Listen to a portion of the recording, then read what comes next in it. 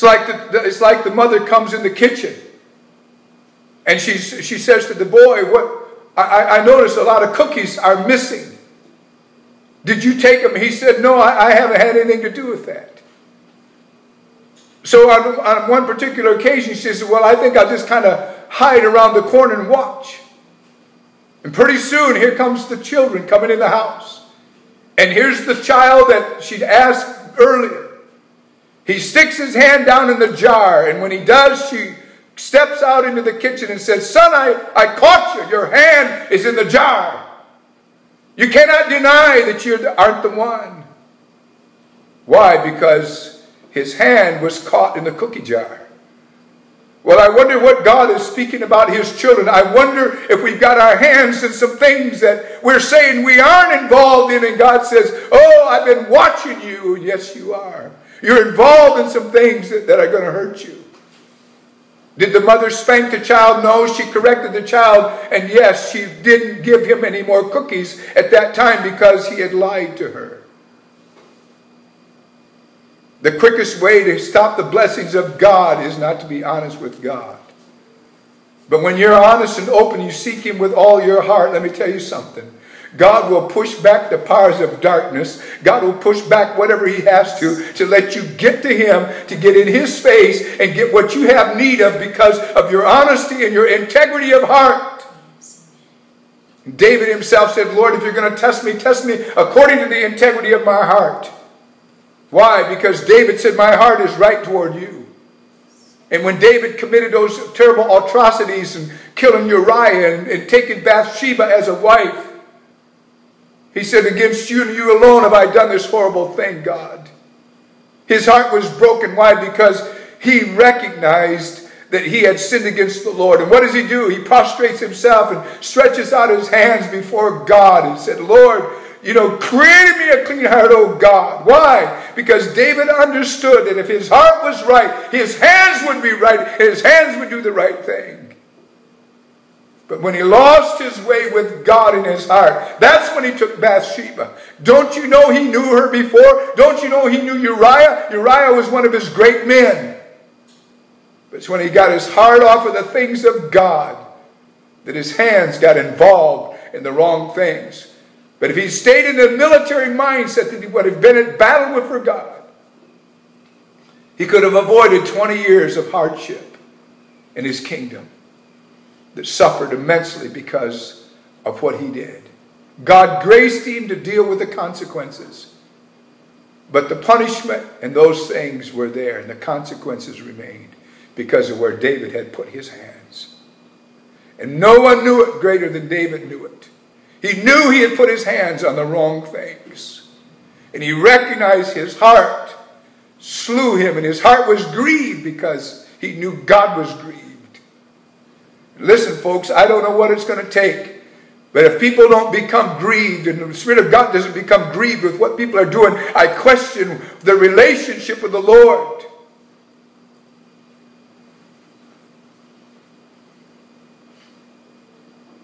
Isaiah 33 verses 14 through 16.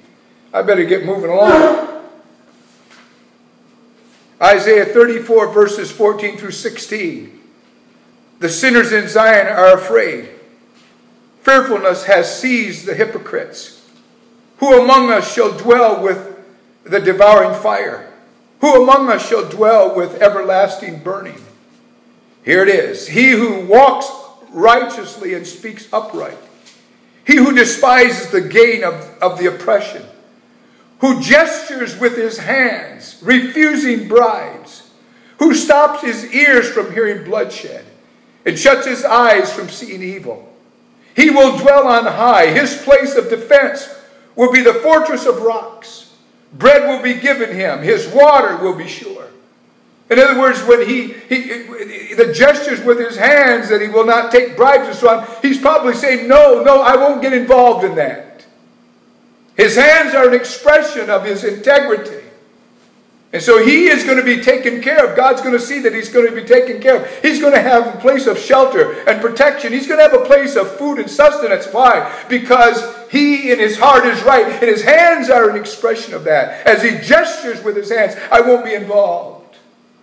Now I'm using my hands much today. I'm doing it for a reason. If I could say to you, I could put my hand out and say no to the devil, say no to the enemy, say no to the spirit of the world. No, I will not be involved. I remember I was with a friend in Virginia, and we were driving through the countryside, and he made the statement to me. It was words of this effect. I'm paraphrasing. I don't remember exact quote. But the words of this, I don't know what others are going to do, and I don't know what other people are going to be involved in, but I'm not going to take a chance on missing it. You know where that's coming from? Let me tell you the reason that person said that. That's the Spirit of God telling that individual, don't take a chance. Don't do what others are doing. You do what's in your heart to do toward me. Don't take a chance on what man says. Don't take a chance what the world says. Don't take a chance on what the devil will tell you. You go by the word of God, and you keep your heart right, and you will not compromise, and you will make it. And I feel the same way. This isn't spiritual tiddlywinks. Your eternal soul and your eternal destiny is in front of you. And make sure that your hands are clean before God as a result of having a clean heart. The Bible tells us to lift up holy hands. Well, where does that holy hands come from? Hands aren't holy. How could they be an expression? Because what God's saying is, you get your heart right with me, in holiness that I have provided for you will work inside of you. And when you lift up your hands, you're lifting them up as holy hands. Why? Because they're an expression of what I'm doing inside of you. How wonderful God is. How wonderful God is. Isaiah describes those among God's people who will come through the fire of his judgment. The people with hearts to please God in their lives are an example and have a wonderful testimony. Well, what's a true testimony? Here it is. Conform to the righteous requirement of God. Speak without deceit. Rejects gain by lawless means. Refuses to be part of criminal activity. These are all expressed through the hands. Refuse to look at evil acts for pleasure and entertainment. I was thinking when I wrote this down, I was thinking of, actually I should have put it in, and I'm sure that Gay will pick this up from me this morning. The book of Romans chapter 1, which is the most powerful, one of the most powerful chapters in the New Testament. It's the legalities for the church. Verse 32 is one that needs to be made mention of. Verse 32, Romans 1:32. Write that down. That would be one that you will want to read. People who keep their hands clean are an expression of their desire to keep their hearts clean as well. When a man says, no, I don't want anything to do with that. He may not be perfect inside, and none of us are.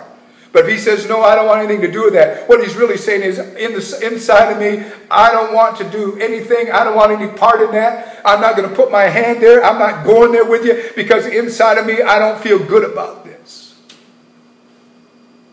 So he says, I can't do this.